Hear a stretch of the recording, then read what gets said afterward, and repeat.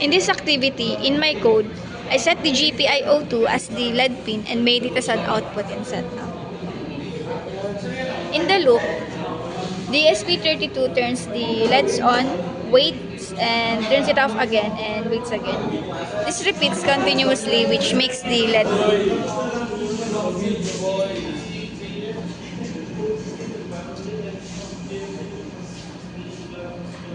In this activity, I connected the push button to the GPIO32 of the ESP32 and the LED to the GPIO2 of the ESP32. So here, the code constantly checks the button state, and with the bounce function, it makes sure that only a stable press is counted. Every time the button is pressed, the program toggles the LED. If it was off, it turns on, and if it was on, it turns off.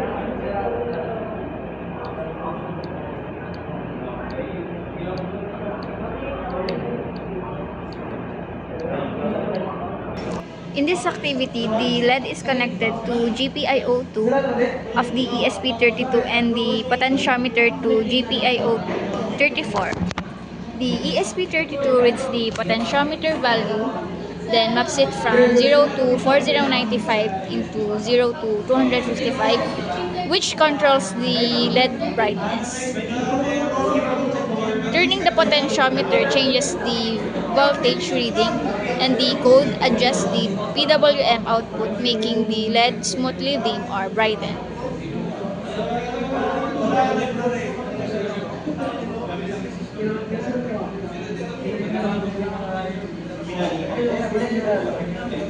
In this activity, I connected the potentiometer to GPIO34 and the servo motor to GPIO12 of the ESP32.